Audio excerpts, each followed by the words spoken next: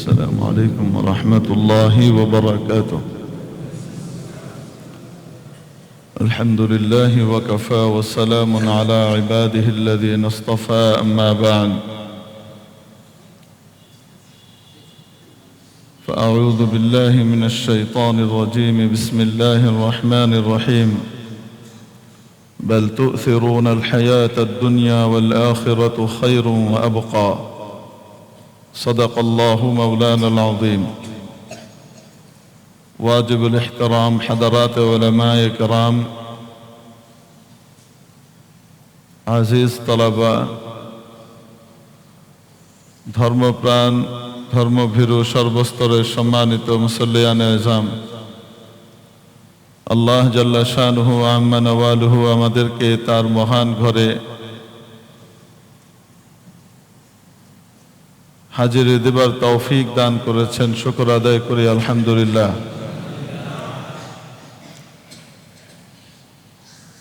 মুআজ্জাজ হাজিরিন,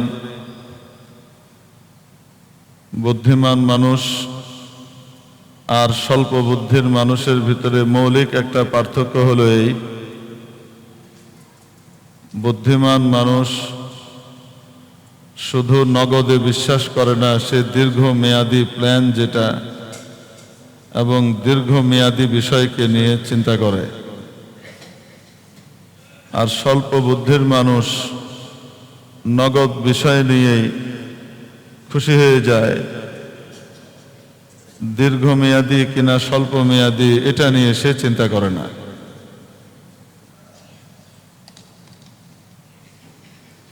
এজন্যে পৃথিবীর সবচেয়ে বুদ্ধিমান মানুষ হিসেবে তাদেরকে নবীজি সাল্লাল্লাহু আলাইহি ওয়াসাল্লাম চিত্রিত করেছেন, যারা ক্ষণস্থায়ী জীবনের সুখ দুঃখ, লাভ ক্ষতি, জয় পরাজয় এটার দিকে দৃষ্টি নিবদ্ধ করে না, বরং তাদের প্রতিটা কাজের টার্গেট থাকে দীর্ঘমেয়াদী জীবন আখিরাত, বরং চূড়ান্ত স্থায়ী জীবন যেটা আখিরাতের জিন্দেগি, যে জীবনটা মানুষের মৃত্যুর পর থেকে শুরু হয়, এই মৃত্যু পরবর্তী জিন্দেগি যেটা, সেই জীবনটাকে টার্গেট করে তার দুনিয়ার প্রতিটা কাজ করে। প্রতিটা কাজের সামনে তার থাকে যে আমার আখিরাতে এই কাজ দ্বারা আমি লাভবান হব নাকি ক্ষতিগ্রস্ত হব।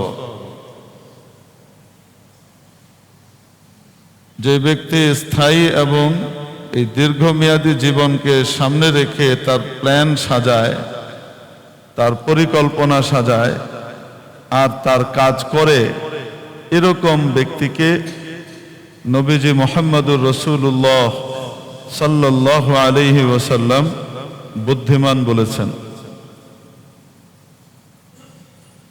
আমরা যদি মহানবী সাল্লাল্লাহু আলাইহি ওয়াসাল্লামের এক একটি বাণীর দিকে লক্ষ্য করি আর এক একটি বাণীকে নিয়েই শুধু বিশ্লেষণ করি, তাহলে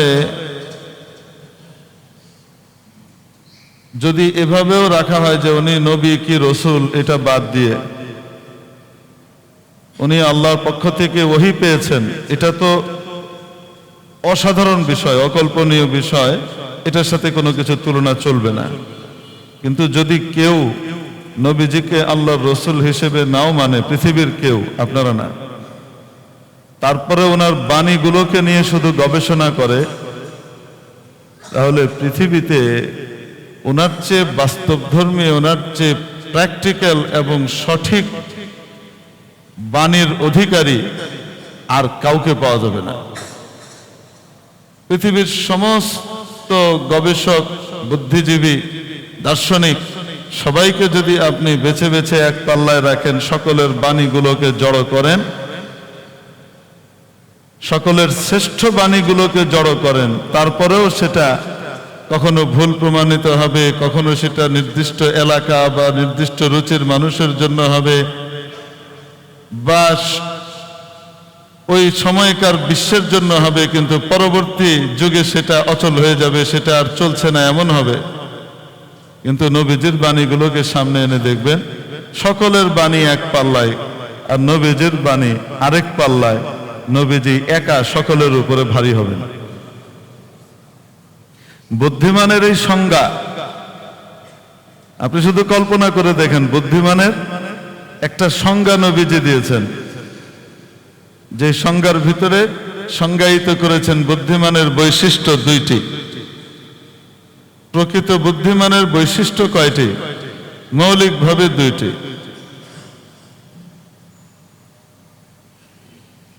মান দানা নাফসাহু ওয়া আমিলা লিমা বা'দাল মাউত, যে কাজ করে মৃত্যু পরবর্তী জীবনের জন্য। তার ব্যবসাও মৃত্যু পরবর্তী জীবনকে সামনে রেখে, তার চাকরি বাকরিও মৃত্যু পরবর্তী জীবনকে সামনে রেখে, তাই তার আয় উপার্জনের যত কাজ আছে সেগুলোও মৃত্যু পরবর্তী জীবনকে সামনে রেখে, অর্থাৎ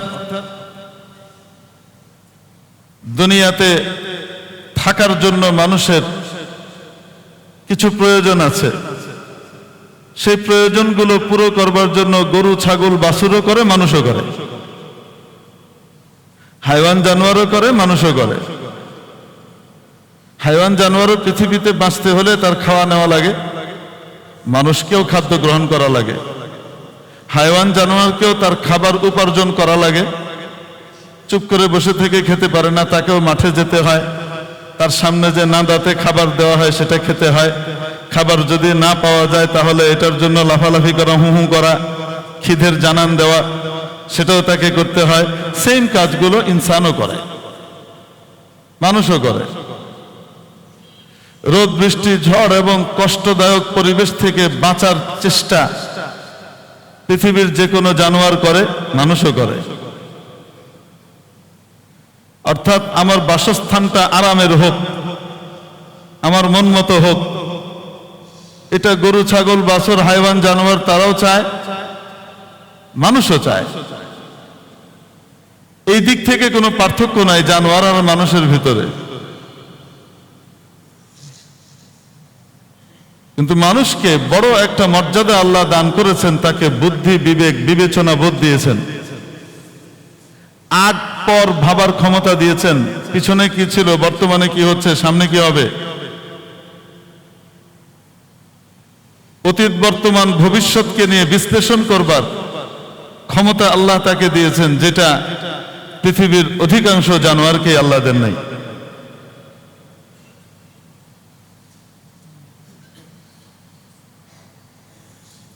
এই বিশাল মর্যাদাটা মানুষকে দেবার পরেও মানুষ দুই ভাগে বিভক্ত। একদল এই বুদ্ধি বিবেক পাওয়ার পরেও হাইওয়ান জানোয়ারের কাতারে নিজের নাম লেখায়, আরেক দল প্রকৃত বুদ্ধিমানের খাতায় নিজের নাম লেখায়।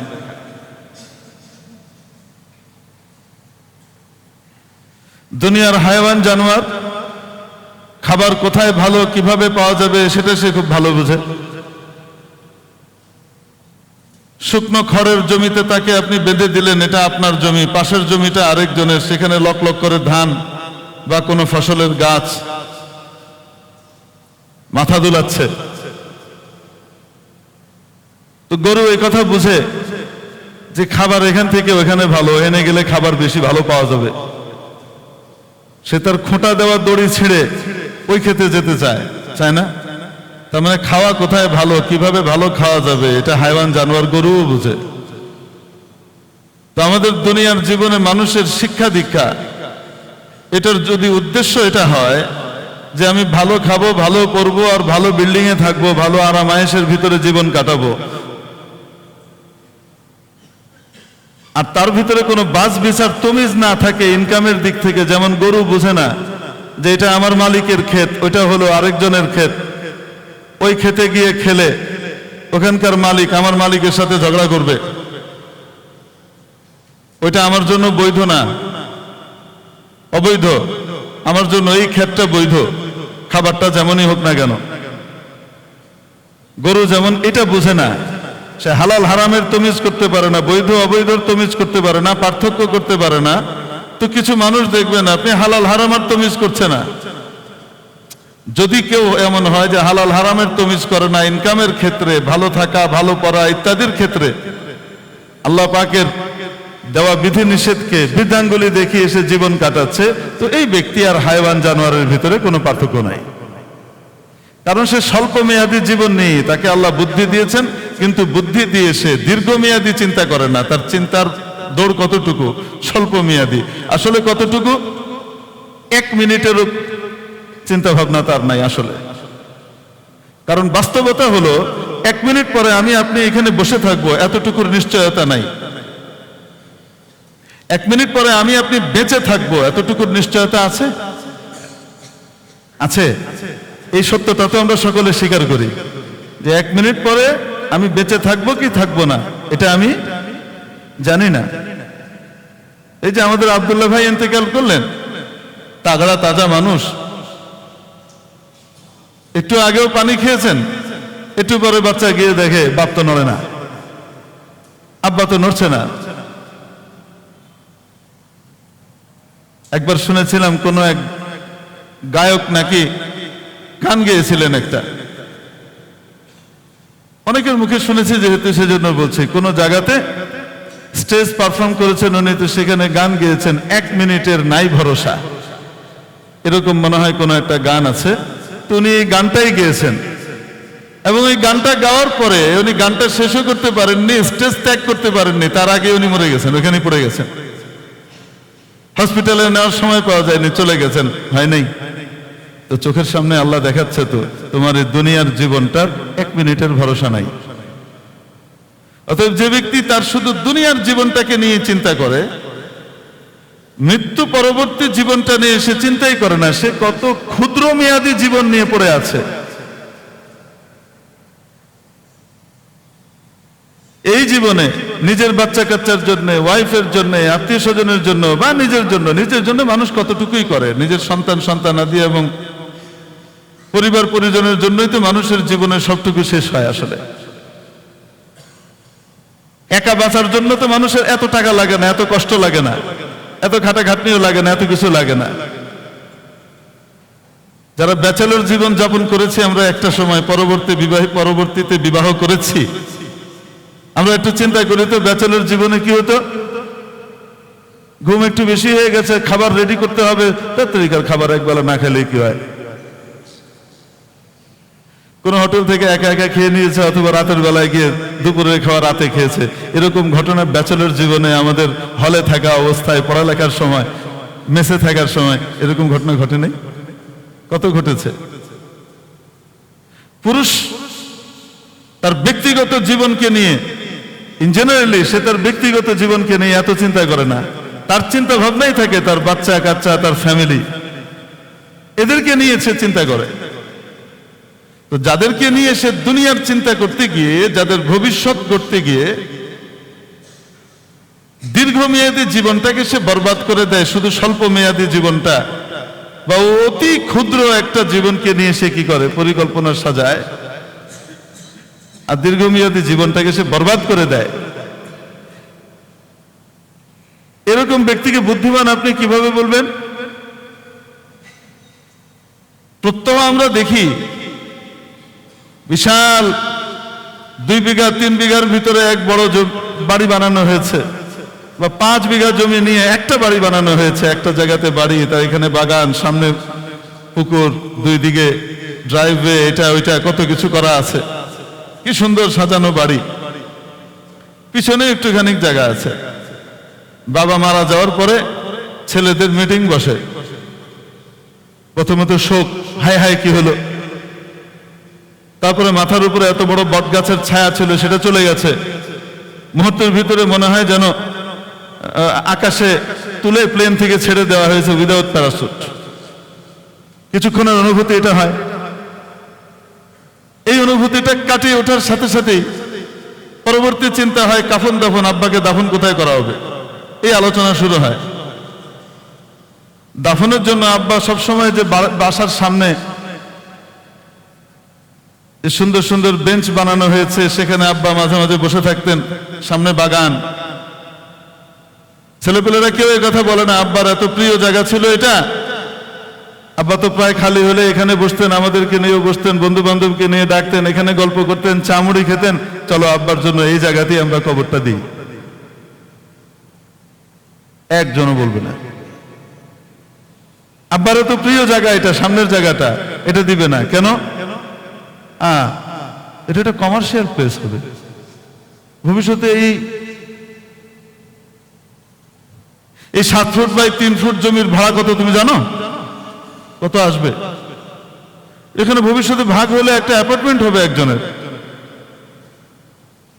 বা এখানে একটা ভালো ইয়ে হবে। এখানে কবর দেওয়া যায় নাকি?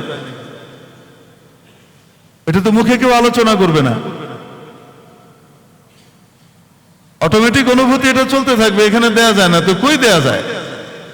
এই জায়গাটা আপনার প্রিয় ছিল তো এই জায়গাটাতেই আমরা ব্যবস্থা করি না, তো কোথায় দেওয়া যায়? বেশির চেয়ে বেশি হলে বলবে বাড়ির পিছনে যে পুকুর ঘাটের পাশে কোনার জায়গাটা একটু জংলা হয়েছে, ওইটা সাফ করে পরিষ্কার করে দিলে হয়। আব্বা জানলা দিয়ে ওই জায়গাটা দেখতেন, প্রবোধ দিবে আর কি। আব্বা জানলা দিয়ে মাঝে মাঝে কি করতেন? ওই কোনার দিকে তাকাইতেন, হয় ওই কোনাটা বরাদ্দ হবে। আর খুব বেশি হলে ঢোকার সাইডে, রাস্তার পাশে সাইডে যে পড়ে আছে বাউন্ডারি আর রাস্তার মানে ঘরে ঢোকার যে পথ বানানো হয়েছে ওটার মাঝখানে, ওখানে যে জায়গাটা, ওখানে একটা বেড়া লাগাই দিয়ে দাও। নাহলে তো বাড়ির বাইরে আম কবরস্থানে চলে যাও। উত্তম হলো আম কবরস্থানে দাফন করা। এটাও বলে দিই আপনাদেরকে, উত্তম জনসাধারণের যে কবরস্থান ওখানে দাফন করা। কি কারণে? আমি আমার বাবার জিয়ারত কয়বার করব, কয়দিন করব? আমি ইন্তেকালের পরে আমার নাতিরা, আমার ছেলেপেলেরা আমার আব্বাকে মনে রাখবে কিনা? কারণ আমার আব্বার সাথে তো আমার নাতিদের কোনো স্মৃতি নাই। তারা এখানে দোয়া করার জন্য আসবে কিনা তার কোনো ফিকিরই নাই। কিন্তু আম কবরস্থানে প্রতিনিয়ত মানুষ যাচ্ছে, স্থায়ী বাসিন্দারা ওইখানে যাচ্ছে, প্রতিনিয়ত যাচ্ছে। আর প্রতিনিয়ত তাদের আত্মীয় স্বজনরা যে সেখানে জিয়ারত করছে, দোয়া করার সময় শুধুমাত্র নিজের কবরওয়ালার জন্য করে না, গোটা কবরস্থানের সকলের জন্য করে, আমল করে পাঠাইতে থাকে। এই জন্য উত্তম আসলে কোথায়? আম কবরস্থানে। এক্সেপ্ট নবী রসুল, নবী রসুলের জন্য আম কবরস্থানের কথা বলা হয় নাই। কারণ তাহলে বুদ্ধিজীবী কবরস্থানওয়ালারা বলবে নবী আমাদের এখানে থাকবে, মিরপুর বুদ্ধিজীবীরা বলবে আমাদের হক কি কম নাকি, নবী তো আমাদেরও, তো নবী এখানে থাকবে। হাজারিবাগ ওয়ালারা বলবে নবী আমাদের এখানে থাকবে, দিনাজপুর ওয়ালারা বলবে আমাদের এখানে থাকবে। হ্যাঁ, সংসদ ওয়ালারা বলবে নবী সংসদে থাকবে। এরকম করে টানতে থাকবে নবীরে। উম্মতের ভিতরে ইখতিলাফ আর এই দ্বন্দ্ব দূর করবার জন্য সমস্ত নবী রসুলের ক্ষেত্রে উম্মতকে বিধান দেওয়া হয়েছে, যেখানে ইন্তেকাল ওখানেই দাফন। যেখানে ইন্তেকাল হবে, জানাজা সবকিছু শেষ হওয়ার পরে দাফন কোথায় হবে? ওখানেই হবে, টানাটানির সুযোগ নাই। নবী রসুল ছাড়া উম্মতের সাধারণ ব্যক্তিদের জন্য, সাধারণ ব্যক্তি আমি আপনি সবাই সাধারণ। আমি আপনি যদি প্রেসিডেন্ট হই, প্রধানমন্ত্রী হই, আমিও সাধারণ একজন মুসলমান। ওয়া আনা মিনাল মুসলিমিন, আমি একজন সাধারণ মুসলমান। ইন্নী ওয়াজ্জাহতু ওয়াজহিয়া লিল্লাযী ফাতারাস সামাওয়াতি ওয়াল আরদা হানিফা ওয়া মা আনা মিনাল মুশরিকিন। উদউ ইলা সাবিলি রাব্বিকা বিল হিকমাতি ওয়াল মাউইযাতিল হাসানাতি ওয়াজাদিলহুম বিল্লাতী হিয়া আহসান ومن أحسن قولا ممن دعا إلى الله وعمل صالحا وقال إنني من المسلمين। যে নিজেকে একজন সাধারণ মুসলমান হিসেবে পরিচয় দেয়, আমি একজন মুসলমান, আমি একজন ইমানদার, আমার বেসিক পরিচয় এটা, আমার গর্ব এটা, আমি মুসলমানদের সাধারণ একজন সদস্য, এটাই আমার গর্ব। এরকম ব্যক্তির কথাকে আল্লাহ খুব পছন্দ করেন, যে তার এই কথাটা খুব প্রিয় কথা, যে আল্লাহর দিকে মানুষকে ডাকে, নেক কাজ করে আর বলে আমি সাধারণ মুসলমানদের একজন সদস্য। তো আমার আপনার জন্য সাধারণ কবরস্থান এটাই উত্তম, কারণ জিয়ারতের সুযোগ ওই জায়গাতে বেশি হয়, প্রতিনিয়ত হতে থাকে, কিছু না কিছু আমলের ভিতরে, ভাগের ভিতরে আসতে থাকে। কারণ যারা জিয়ারত করতে যায় তারা সবাই কিপটা হয় না, অনেকে বহুত উদার দিলের হয়, সেখানে গিয়ে অনেক আমল করে, আমল করতে করতে যায় এবং সেখানে তার বাবা শায়িত আছেন, এই জন্য বাবা সহকারে এই কবরস্থানে যারা আছে সকলের জন্য ভাগ করে আমল পাঠাইতে থাকে, দোয়া করতে থাকে, আছে না নাই? আচ্ছা, শুধু নবী রাসূলের জন্য কোথায়? যেখানে নবী ইন্তেকাল করবেন সেখানে। এজন্য রাসূল পাক সাল্লাল্লাহু আলাইহি ওয়াসাল্লামের কবর শরীফ কোথায় হয়েছে? যে ঘরে উনি ইন্তেকাল করেছেন, আম্মা জান আয়েশা সিদ্দিকা রাদিয়াল্লাহু তাআলা আনহার ঘরে, ওইখানেই নবীজির দাফন হয়েছে। ওই ঘর মসজিদের সাথে একেবারে লাগোয়া ছিল, নবীজির বিবিদের ঘর মসজিদের সাথে একেবারে লাগোয়া ছিল, ওই ঘরেই দাফন হয়েছে। তো ঘরে ছাদ ছিল আগেও নাকি ছাদবিহীন ছিল? তো ছাদ পরেও আছে। এই জন্য নবীজির কবরের উপরে ছাদ আছে আর গম্বুজ আছে, যেহেতু সবাই আমরা আমাদের কবরের উপরে ছাদ গম্বুজ দিতে পারি, কি বলেন? হ্যাঁ, কিয়াস মাল ফারিক। এই জন্য কবরের উপরে কি দিতে নাই? ছাদ, গম্বুজ ইত্যাদি আমার আপনার জন্য দেওয়া, এটা মাকরুহে তাহরিমি, এটা তাশাব্বু বিল গায়র। মেরে মুহতারাম দোস্ত, ওই যে আপনারা এক নবীর নাম শুনেন, পাঞ্জাবে জন্ম, গুরুদাসপুরে, ধাপে ধাপে উনি প্রথমে ম্যাজিস্ট্রেট হয়েছেন, কিছুদিন পরে উনি অ্যাসিস্ট্যান্ট সেক্রেটারি হয়েছেন, তারপরে উনি deputy secretary, senior assistant secretary হয়েছেন, তারপরে ডেপুটি সেক্রেটারি হয়েছেন, তারপরে জয়েন্ট সেক্রেটারি হয়েছেন, তার কিছুদিন পরে কি হয়েছেন? অ্যাডিশনাল সেক্রেটারি হয়েছেন, তারপরে ফুল সেক্রেটারি হয়েছেন। আপনার আমার জেনে রাখা দরকার এই দাগাবাজদেরকে। গোলাম আহমদ কাদিয়ানি, ইংরেজ তাকে নবী বানিয়েছিল মুসলমানদের ভিতরে ডিভাইডেশন করবার জন্য, ডিভাইড করবে মুসলমানদেরকে। তো এই বেটা প্রথমে আমি জিল্লি নবী, তারপরে আমি বুরুজি নবী, তারপরে আমি হাফ নবী, কিছুদিন পরে কয় আমি মারিয়াম, তারপরে কয় আমি প্রতিশ্রুত ঈসা মসীহ, তার কিছুদিন পরে কয় আমি ফুল নবী। বুঝতে পারছেন? তার দাবিগুলো বড় জবরদস্ত। এই ধাপে ধাপে ধাপে ধাপে কোন নবী যখন নবী হয়েছেন, প্রথমে সহকারী নবী, তারপরে সহযোগী নবী, তারপরে অতিরিক্ত নবী, তারপরে পুরোপুরি নবী। এই ধারায় কোন নবী হয়েছেন না? যার কাছে জিবরাইল আলাইহিস সালাম এসে ওহী নিয়ে এসেছেন, তিনি সাথে সাথেই পূর্ণ নবী হয়েছেন নাকি? যাকে আল্লাহ পাক রাসূল বানিয়েছেন প্রথম দিন থেকেই পরিপূর্ণ। এটা যে জাল নবী, এটা বোঝার জন্য বেশি কিছু লাগে না।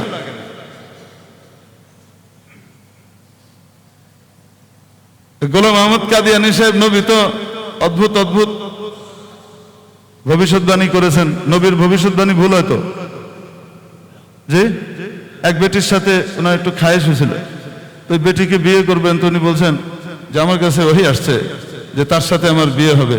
শেষ পর্যন্ত বিয়ে আর হয়নি, তার আগে মওত হয়ে গেছে। এরকম ভবিষ্যৎবাণী নবী, দাতা নবী। ইন্তেকাল করছেন কোথায়? মাশাআল্লাহ, হাগাখানায়, বাথরুমের ভিতরে গিয়ে কলেরার ভিতরে, জিনিসের ভিতরে একদম আষ্টে বৃষ্টি হয়ে তারপরে মেরে হেনে পড়ে দিয়েছে, মানুষ বের করছে। তো দাফন হইলে তো নবীর দাফন তো এনেই হওয়ার কথা, কি বলেন আপনারা? নবীদের নিয়ম অনুযায়ী দাফন তো এখানেই হওয়ার কথা। আল্লাহ পাক এই সমস্ত ধোঁকাবাজদের হাত থেকে আমাদের ইন্টেলেকচুয়াল তবকাকে বাঁচবার তৌফিক দান করেন, বুঝার তৌফিক দান করেন। কারণ আমি দেখেছি অনেক উচ্চ শিক্ষিত মানুষ সঙ্গ দোষের কারণে বিভ্রান্ত হয়ে এই সমস্ত বাটপারের এবং বানোয়াট নবীর ফাঁদে পা দিয়ে নিজের ঈমানটা হারায়। সচেতনভাবে সে কোনোদিনই ঈমান হারাতো না, কিন্তু সে এখানে পা দিয়ে ঈমান হারিয়ে ফেলে। সাধারণ অশিক্ষিত মানুষকে যতটুকু তারা টানতে পারে, উচ্চ শিক্ষিত অনেক মানুষকে খুব দ্রুত তারা কিভাবে যেন কনভিন্স করে, আর তারা এক পেশে দেখে ওদিকে চলে যায়। আল্লাহ পাক যে আমাকে আপনাকে এই ফিতনার কবল থেকে বাঁচিয়ে রেখেছেন, আমাকে আপনাকে সর্বশেষ এবং সর্বশ্রেষ্ঠ নবীজি মুহাম্মদুর রাসূলুল্লাহ সাল্লাল্লাহু আলাইহি ওয়াসাল্লামের একনিষ্ঠ কর্মী আর উম্মতি বানিয়েছেন। চিন্তা চেতনার দিক থেকে আমি নবীর, আমি আল্লাহ রসুলের, উনি যা বলেছেন ওনার পরে আর কোনো নবী হবে না, আমি এটাতেই বিশ্বাস করি, উনি সর্বশেষ নবী, এই যে চেতনার অধিকারী আল্লাহ আমাকে আপনাকে বানিয়েছেন, হাউজে কাউসারের পানি পাবার জন্য সর্বপ্রথম যে আমার আপনার ভিতরে যে গুণটা থাকতে হবে ঈমান, আল্লাহ পাক যে ঈমান আমাকে আপনাকে দান করেছেন, এজন্য শুকরিয়া আদায় করা দরকার আলহামদুলিল্লাহ। আর যারা কাদিয়ানির খপ্পরে পড়েছে এই সমস্ত ভাইদেরকে বুঝিয়ে সঠিক পথের দিকে আনবার দায়িত্ব আমার আপনার। মারামারি পিটাপিটি না, আদর যত্নের সাথে বুঝিয়ে তাদেরকে ফিরিয়ে আনতে হবে। হুজুর এরকম লোকে আছে কিনা? নীলফামারী যান, পঞ্চগড় যান, গেলে টের পাবেন গ্রাম কাদিয়ানি বানিয়ে ফেলেছে। ওখানে কোনো দিনের ক্যান্টনমেন্ট নাই, ভালো মাদ্রাসা নাই, বড় বড় ওলামা ইকরামের সমাহার সমাবেশ নাই, জায়গা বেছে নিয়েছে যে এখানে তো দারোগা নাই, এখানে তো সেনাবাহিনী নাই, এখানে তো আর দেশ রক্ষার লোকজন নাই, এখানে ডাকাতি যা করার করে নেই, ইমান ডাকাতি করে সব মানুষের ডাকাতি করে ইমান নিয়ে চলে যাচ্ছে। ওলামা ইকরাম যে তাদেরকে বুঝিয়ে বুঝিয়ে আবার কি করছেন, ফেরাচ্ছেন। মেরে মুহতারাম দোস্ত, বলছিলাম যে সাধারণ কবরস্থানে আমাকে আপনাকে দাফন করা হবে, বাড়ির সামনের সবচেয়ে দামি জায়গা যেটা, সেটাও আমার আপনার জন্য বরাদ্দ হবে না। এটাই হলো ভবিষ্যৎ। এই ভবিষ্যতের জন্য আমি আর আপনি, আমার বাচ্চা কাচ্চার জন্য অবশ্যই তাদের জন্য রুজি রোজগার করা, তাদের জন্য চিন্তা ভাবনা করা, এটা ইসলামের শিক্ষা। কিন্তু ইসলাম এটাও শিখায় কখনোই অবৈধ এবং হারাম উপায়ে নয়, হালাল উপায়ের উপরে থাকো। হালাল যদি কমও হয় এটার ভিতরে বরকত হবে, হারাম যদি অনেক বেশিও হয় সেটার ভিতরে আরাম হবে না। হারামে আরাম নাই, হারামে প্রাচুর্য আছে, টাকা আছে, অনেক কিছু আছে, কিন্তু আরাম নাই। আরাম কিসের ভিতরে? হালালের ভিতরে। আল্লাহর হুকুমের লঙ্ঘনের ভিতরে আরাম নাই, সুখ নাই। সুখ কিসের ভিতরে? আল্লাহর হুকুম পালন করবার মধ্যে। আল্লাহর হুকুম পালন করার পরেও যদি আমি দুনিয়াতে হেরে যাই, তাও আমি জিতলাম, কেন? আমি আল্লাহর হুকুম পালন করেছি। আর আল্লাহর হুকুম পালন না করে যদি আমি দুনিয়াতে জিতেও যাই, বিরাট সফল হই, তারপরেও আমি আসলে সফল হই নাই, কারণ আমি স্থায়ী জীবনে ব্যর্থ হয়ে গেছি। তো দীর্ঘমেয়াদী জীবন, আসল জীবন কোনটা? মৃত্যুর পরবর্তী জীবন। নবীজি সাল্লাল্লাহু আলাইহি সাল্লাম বুদ্ধিমানের দুটো মাপকাঠি দিয়ে দিয়েছেন, দুটো ক্রাইটেরিয়া বলেছেন যে এই দুটো যোগ্যতা, এই দুটো সত্য যদি পাওয়া যায় তাহলে তুমি বুঝবে তুমি প্রকৃত বুদ্ধিমান। নির্বোধ বা স্বল্প বুদ্ধির অধিকারী স্বল্প মেয়াদ নিয়ে চিন্তা করে, দীর্ঘমেয়াদী চিন্তা তার থাকে না, সে ভাবে না। ছোট বাচ্চা এখনো বুঝ পরিপক্ক হয় নাই, তাকে আপনি একটা সোনার টুকরা তার হাত থেকে নিয়ে নিতে পারবেন একটা ললিপপ ধরিয়ে দিয়ে। সে ললিপপ হাতে নিবে, সোনার টুকরা দিয়ে দিবে। সোনার টুকরা বোঝার, এটার দাম বোঝার ক্ষমতা তার নাই। কিন্তু এই বাচ্চাটাই যদি আজ থেকে 25 বছর পরে, 30 বছর পরে যখন তার বুদ্ধি পরিণত হবে, তখন তাকে আপনি ললিপপ কেন, একটা চাকা সোনা যেখানে 10-15 ভরি কি আছে, সোনা আছে, এরকম একটা সোনার তাকে আপনি 50,000 টাকার একটা নোটের তাড়া দিয়েও, 500 টাকার নোটের তাড়া দিয়েও তাকে আপনি কি করতে পারবেন না, নিতে পারবেন না, সে দিবে না, সেটা মূল্য বুঝে। তো বাচ্চা যখন অপরিণত হয়, বুদ্ধির দিক থেকে এখনো পরিপক্ক না হয়, তো সে তারতম্য করতে পারে না কোনটার দাম কত। আতাস্তাবদিলুনা বিল্লাযী হুয়া আদনা বিল্লাযী হুয়া খায়র।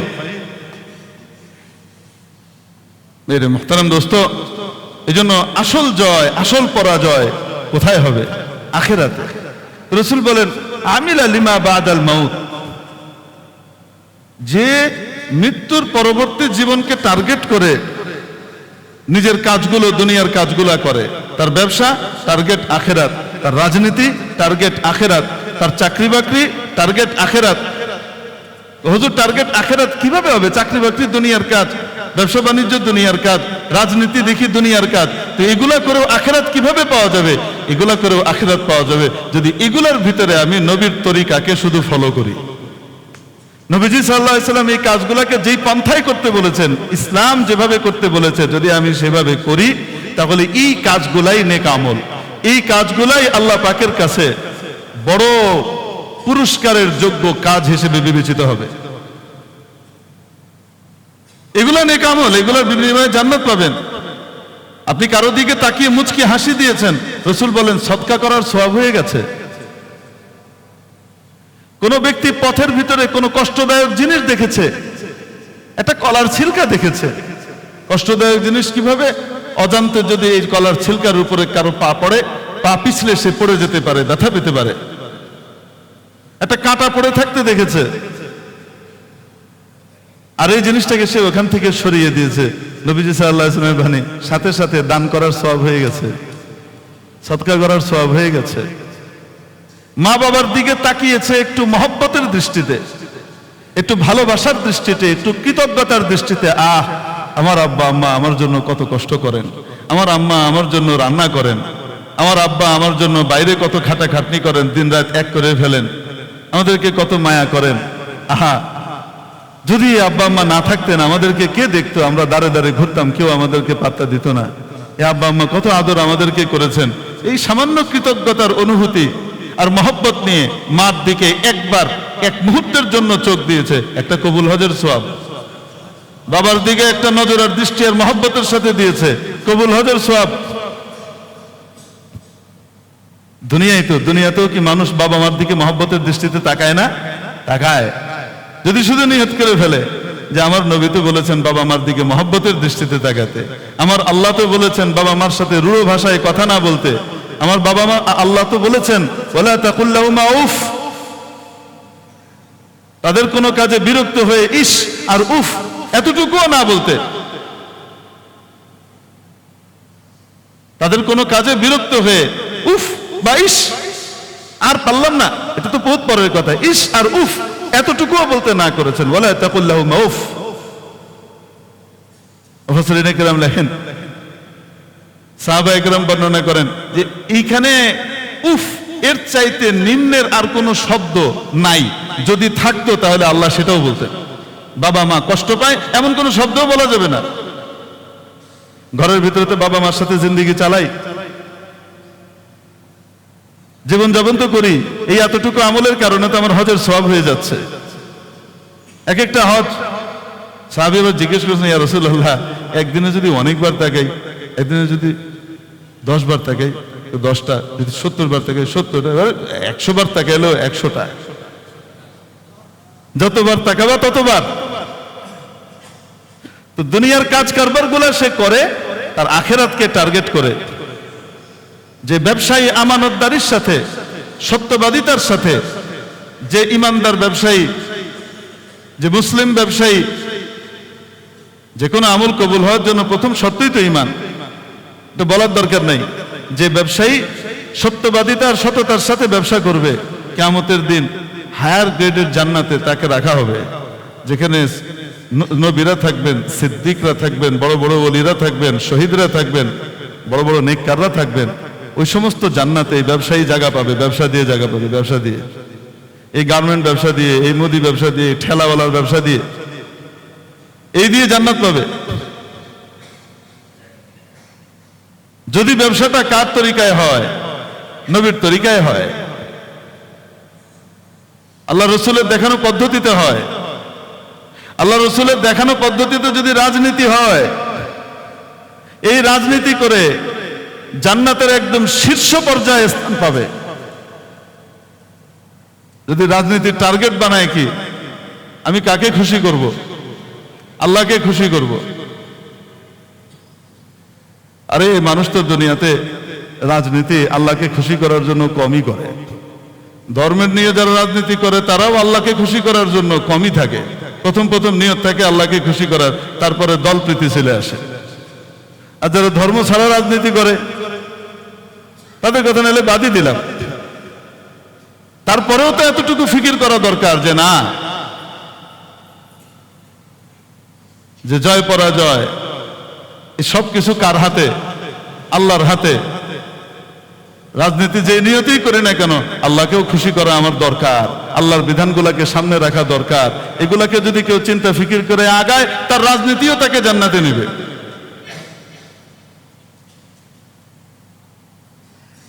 বর্তমানে যারা জয়লাভ করেছেন, আল্লাহ পাক তাদেরকে সহি পথে থাকবার চলবার তৌফিক দান করেন।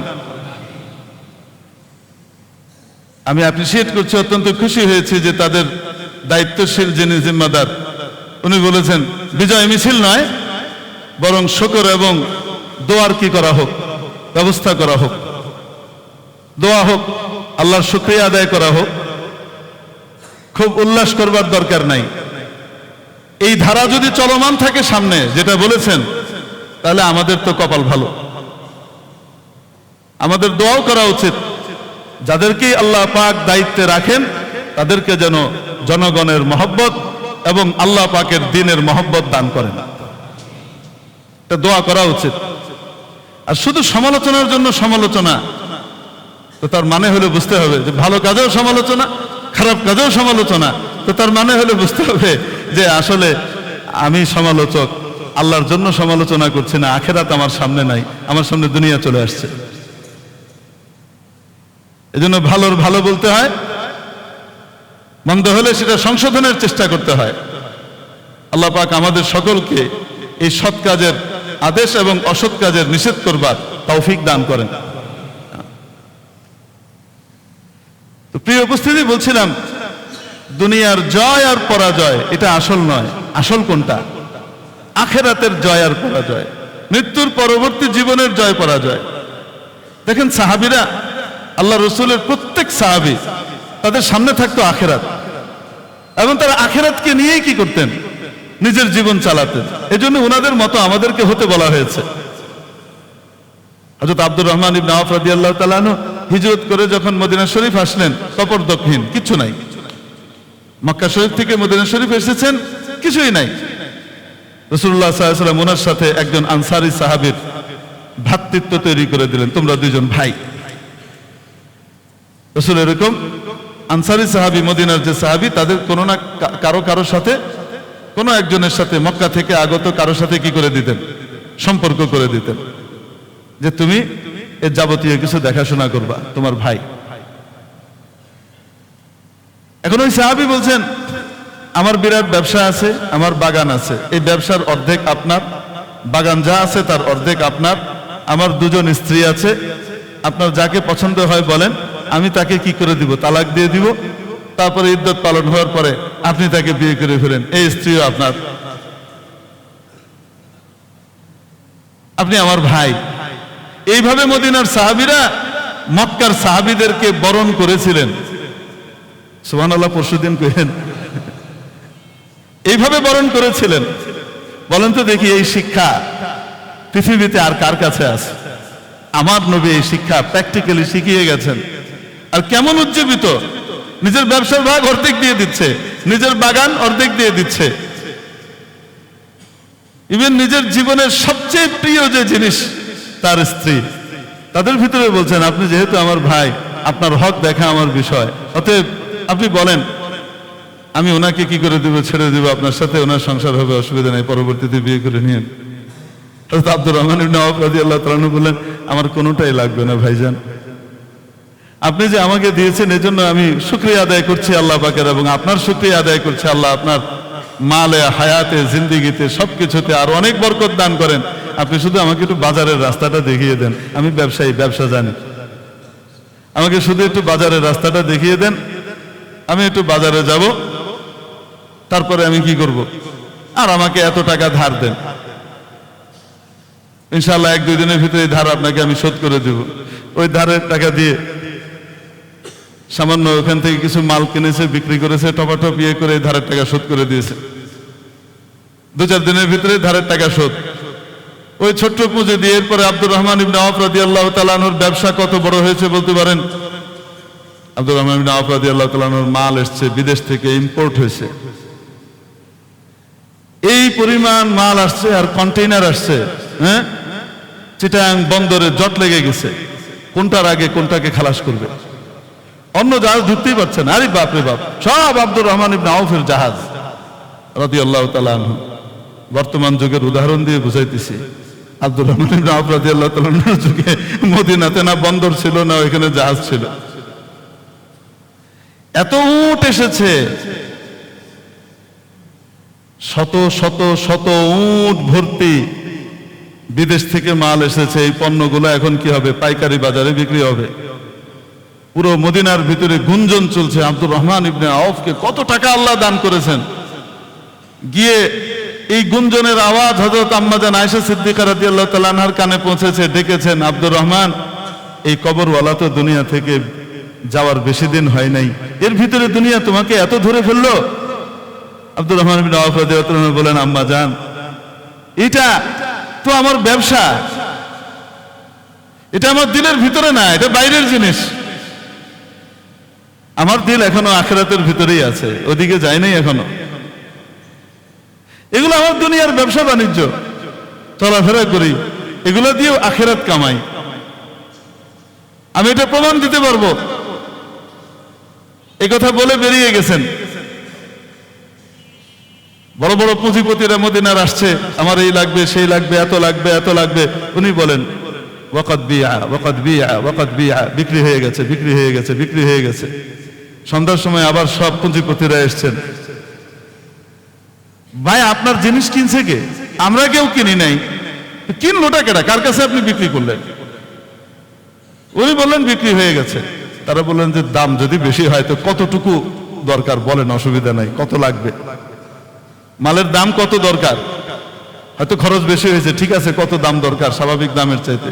উনি বললেন কত দিবা? ওনারা বললেন বাজার মূল্যের দ্বিগুণ দিব। উনি বললেন আমি এমন একজনের কাছে বিক্রি করেছি তিনি একের বিনিময়ে কমপক্ষে 10 দেন, আমি তার কাছে বিক্রি করে দিয়েছি। আর বলেছেন, ঢেড়া পিটিয়ে ঘোষণা করে দিয়েছেন, যার যা লাগে আব্দুর রহমানের মাল উন্মুক্ত আছে, এখান থেকে নিয়ে যাও। গরিব ভাইরাও নিতে পারো, ধনী ভাইরাও নিতে পারো, সবার জন্য হাদিয়া নিয়ে যাও। সমস্ত মাল দান করে দিয়েছেন। কেন পেরেছেন? ব্যবসাটা ছিল কার জন্য? আখিরাতের জন্য, আল্লাহর জন্য। যে ব্যবসা দিয়ে আমি টাকাওয়ালা হব আর আল্লাহর বান্দাদের হক আদায় করব। আল্লাহ যাদেরকে রিজিক কম দিয়েছেন তাদেরকে আমি আল্লাহর পক্ষ থেকে রিজিক পৌঁছাইতে থাকবো। আমি বহু মানুষকে ব্যবসায় দাঁড় করিয়ে দিব, স্বাবলম্বী করিয়ে দিব। টার্গেট ছিল ওনাদের আখিরাত। এই ব্যবসা দিয়েই তো আখিরাত টার্গেট ছিল। চাকরি বাকরিও আল্লাহ পর্যন্ত পৌঁছায় যদি এটা টার্গেট হয় আখিরাত। আর নবীর তরিকা অনুযায়ী করি। আমার যদি ঠিক থাকে যে আমার 9টা 5টা অফিস, এই অফিসের ভিতরে বসে আমি মোবাইল টিপব না, এই সময়টা আমার মালিককে দেওয়া, এই সময়টা আমি আমার মালিককে পরিপূর্ণভাবে কি করব? কোম্পানির জন্য, অফিসের জন্য দিব। আমি যদি হক ঠিক মতো আদায় করি, আমার এই চাকরি আমাকে জান্নাতে নিবে। আর মালিক যথাযথ সময়ে তার বেতন পরিশোধ করছে, তার বাহানা করছে না। ইসলামী তরিকায় আল্লাহ নবীর শিক্ষা অনুযায়ী যে ঘাম শুকানোর আগে তার ইয়ে দিয়ে দাও, দিন মজুরের জন্য এটা। কিন্তু যে মাসব্যাপী কাজ করে চুক্তি, তার মাসের পরে, মাস শেষ হয়েছে, দেরি করো না, চটাচট 4টা দিয়ে দাও। মাসের 1ম তারিখ 2য় তারিখ ব্যাংক বন্ধ থাকবে, দরকার হলে একদিন আগে 30 তারিখে দিয়ে দাও। 2 দিন দেরি করো না, একদিন আগে দিয়ে দাও। আমি যদি নবীর এই তরিকা অনুযায়ী করি তো তাহলে আমার এই কোম্পানি পরিচালনাও আমাকে জান্নাতে নেবে। এগুলো নেক আমল। ওয়ামিলা লিমা বাদাল মাউত। আর 2 নম্বর কি? সেটা 1 নম্বরে নবীজি বলেছেন, মান দানা নাফসা, নিজের জীবনের কাজগুলোকে নিয়ে যাচাই বাছাই করতে থাকে, যাচাই বাছাই করতে থাকে।